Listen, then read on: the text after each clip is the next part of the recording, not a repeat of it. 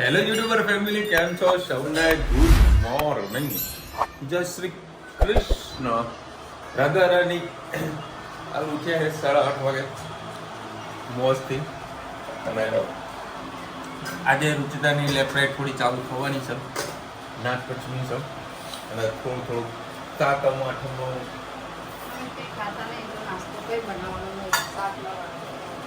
અને ફરવા જવાનો પ્રોગ્રામ બી ગોઠવ પંકો બંધ છે. ફરવા જવાનો પ્રોગ્રામ ગોઠવ્યો છે, તો હવે ક્યાં આગળ કેવી રીતે સેટિંગ થાય ને એ આવનારા મહેમાનો ઉપર ડિપેન્ડ છે. બાકી મેં એ લોકોને કહી દીધું તમારે જ્યાં જવું હોય પેલા એડવાન્સમાં મને કહી દેજો, તો જે કંઈ બુકિંગ કરાવવાનું હોય રૂમનું. બપોરે ફોન કરું ને, તમે એટલું બધું નહીં આવે. બપોરે બધી ફોન કરીશ જે હોટલ બુક કરવાની છે કે ભાઈ આ દિવસે અવેલેબલ થશે કે નહીં થાય. લગભગ એ લોકો 6 જણા છે અને મારું ફેમિલી છે અને મમ્મી અને ભાવેશ એ લોકો કંઈક બીજે જવાના છે ફરવા માટે. એ અમારા જોડે નથી આવવાના. જોઈએ છે કે સેટિંગ થઈ ગયું છે તો કે આ બધે સાતમ આઠમ મસ્ત બહાર ફરવાનો પ્રોગ્રામ ગોઠવાય એવું છે. ગુડ ઇવનિંગ જય શ્રી કૃષ્ણ. આજે આપણે બનાવીશું પાવભાજી. એના માટે મેં એક કોબી, ફુલાવર, એક બટાકું, 2 બટાકું, એક ડુંગળી અને ટામેટું લઈ લીધું. હવે આપણે મસ્ત કુકરમાં બાફી, એમાં મીઠું એડ કરીશું, થોડા રૂટીન મસાલા એડ કરી દઈએ, મરચું, ગરમ મસાલો, ધાણા જીરું, હળદર. બસ હવે આને 4 સીટી મારી લઈએ. જો અમારે અહીંયા નજીક એક શોપ છે, અમારે નવરાત્રિનું કલેક્શન સરસ આવી ગયું. ચણિયાને બહુ જ મસ્ત છે. એમનો હોલસેલનું અહીંયા છે, બહુ જ મસ્ત પીસ છે. કલેક્શન એમના આખા પીસ.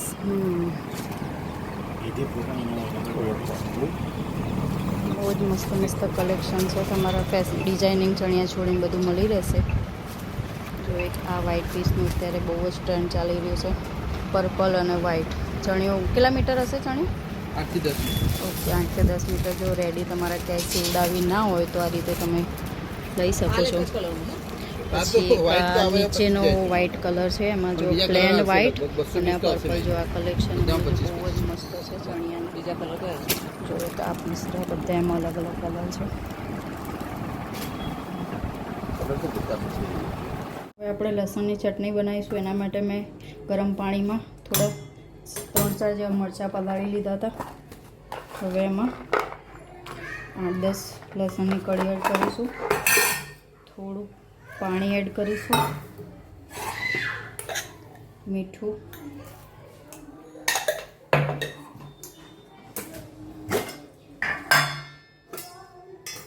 લાલ મરચું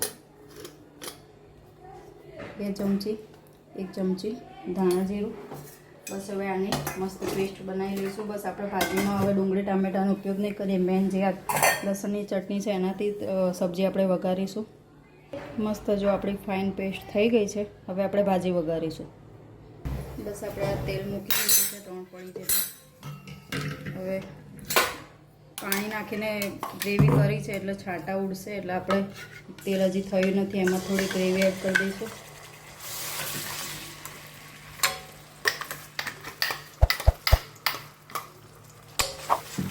ગેસ ફૂલ કરીશું. થોડી માપની નાખી પછી ખાવા માટે પાછી અલગથી બનાવીશું, કેમ કે છોકરાઓને ખાવાની છે એટલે બહુ સ્પાઇસી નહીં ખાઈ શકે. બસ આ ગ્રેવી થોડી પાકવા દઈશું.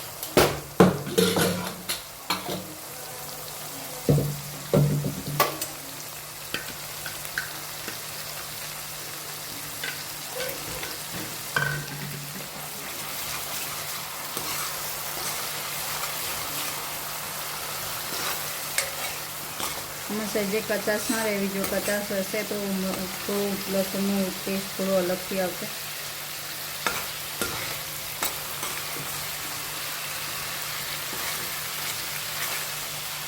બસ મસ્ત આપણે ગ્રેવી પાકી ગઈ છે. પાણી એડ કરીશું અને જે આપણે બાફીશું જે બધું આગળ વેજીટેબલ એ એડ કરી દઈશું.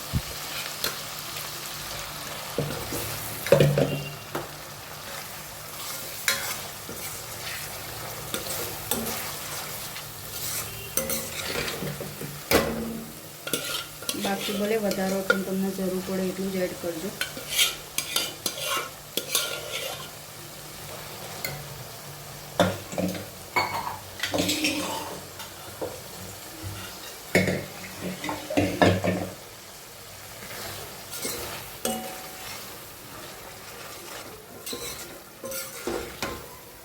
બસ થોડું હવે આને આપણે મેશ કરી લઈશું.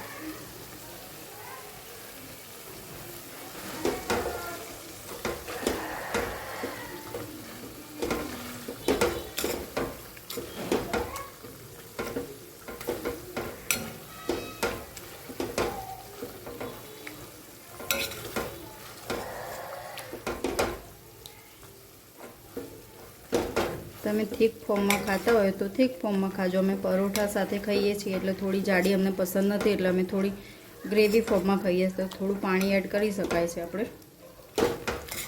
એનો કલર થોડો નોર્મલ દેખાતો હશે પણ છોકરાઓને ખાવાની છે એટલે આપણે લાલ ચટાક જેવી નથી બનાવી છે, નોર્મલ રેગ્યુલર ખાતા એવી જ બનાવી છે.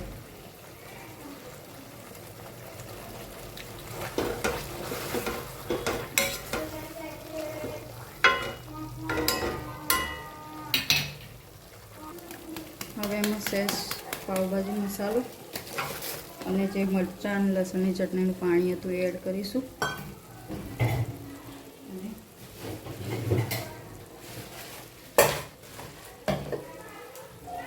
થોડા ધાણા એડ કરીશું.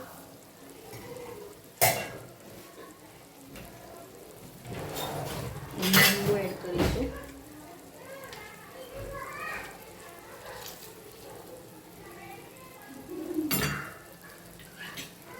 પાછું મેશ કરી લઈશું પાણી નાખ્યું એટલે મસાલો થોડો એકરસ મિક્સ તો થઈ જાય.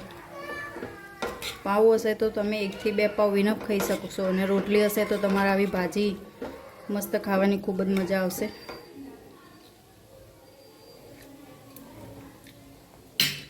બસ આપણી ભાજી તૈયાર, ખૂબ જ ટેસ્ટી થઈ છે. કમેન્ટમાં કહેજો મારી ભાજીની રેસીપી તમને કેવી લાગી. આવજો. જય શ્રી કૃષ્ણ. ચલો ભાઈ પુના 10 વાગ્યા છે. ના હા હા હા કારેલા લાયેલા તમે તો. કારેલા કોને ખાવાના છે? ઓહો મને બહુ ભાવે છે. ગ્રેવી ભાજી અને ગરમા ગરમ પરોઠા. શું બનાવ્યું તો સાથોનું થોડું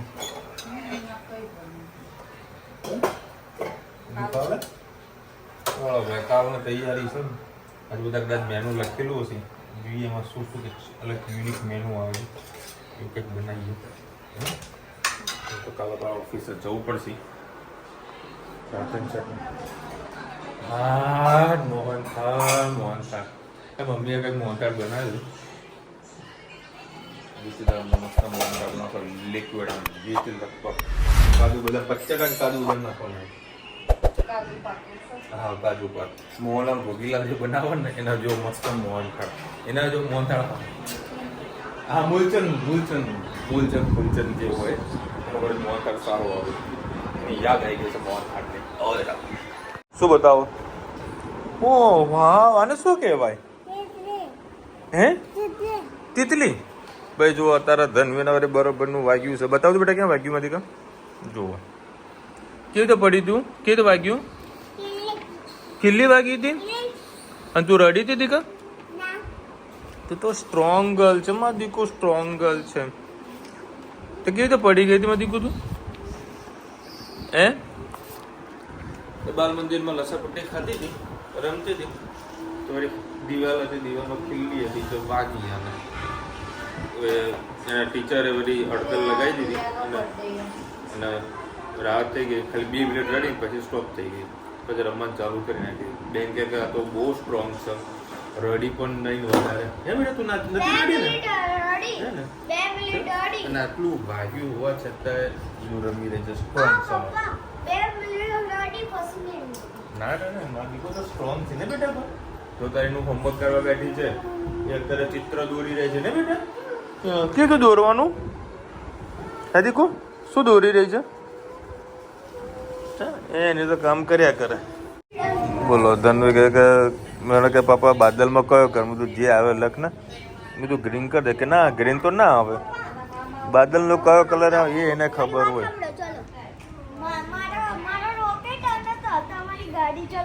ના ભાઈ ના, મારે એવું રોકેટ ના આવે તો નાની નાની ગાડીઓ કુદાડે ને.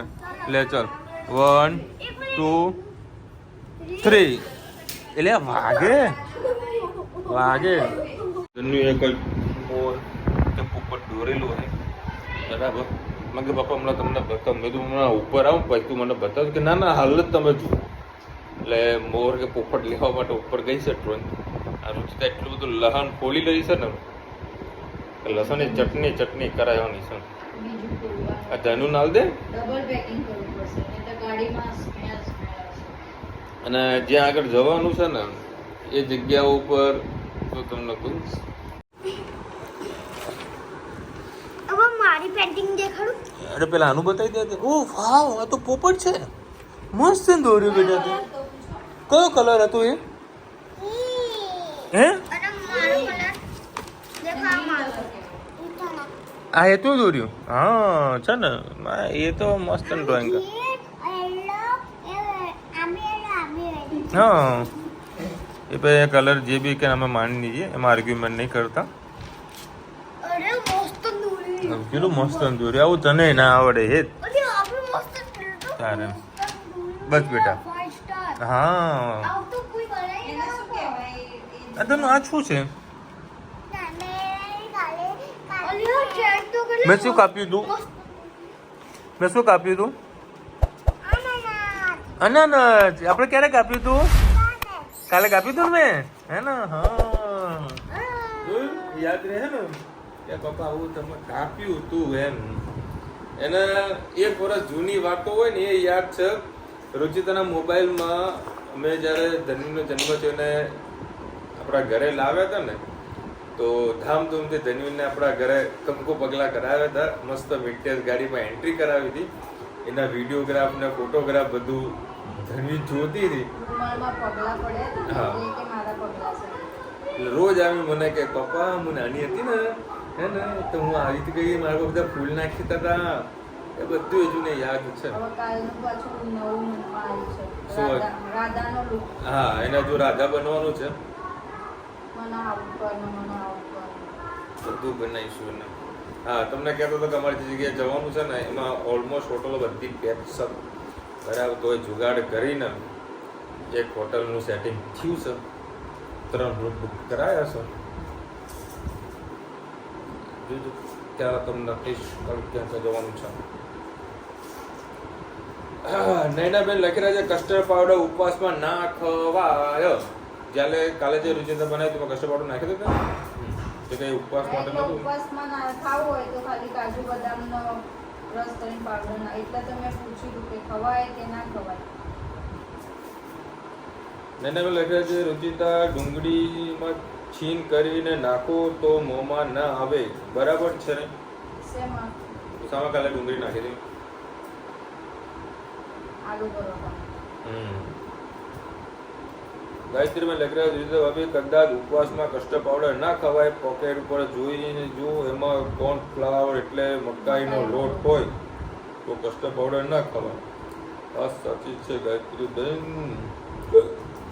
વિશાલભાઈ 15 ઓગસ્ટ અને પતિથી બંને ભેગી છે એટલે પતિની રજા ગઈ, એક રજા ઓછી. ઓહો, જો કે અમારા કામ ધંધાવાળાને તો રજા તો કાંઈ મતલબ રહેતો નહીં. પછી નોકરીયાતવાળા હોય ને તો રજાઓનો ગણિત બહુ પાક્કા પાયો હોય છે. મહિના પહેલા બુકિંગ થતા હોય છે લોકોને. અમારે તો નહીં હોતું. કાલે શિવાંશુબેન આજે ઘણા બધા લોકોએ ઓમ શાંતિ ઓમના મેસેજ કરેલા છે. બધાને થેન્ક યુ સો મચ. આપણા ફેમિલી મેમ્બરના દુઃખોમાં શબ્દ સાથે સહકાર આપે છે અને પડખે ઊભા રહે છે. સરસ આપણું મસ્તન ફેમિલી મેમ્બર છે બધા. શું કહેવું? મસ્તન કંઈક ના કંઈક લોકો કોમેન્ટ કરતા હોય છે, કંઈક નવી જાણકારી મળતી હોય છે એટલે મજા આવે. ચલો મળીશું નવા વિડીયો સાથે, નવા મોજ મસ્તીની સાથે. ત્યાં સુધી અમને આપણો જય હિન્દ, ભારત માતા કી જય. અને વિડીયો ગમે તો ફટાફટ લાઈક કરો, શેર કરો, સબસ્ક્રાઇબ કરવાનું ભૂલતા નહીં. રાધે રાધે. રાધે રાધે.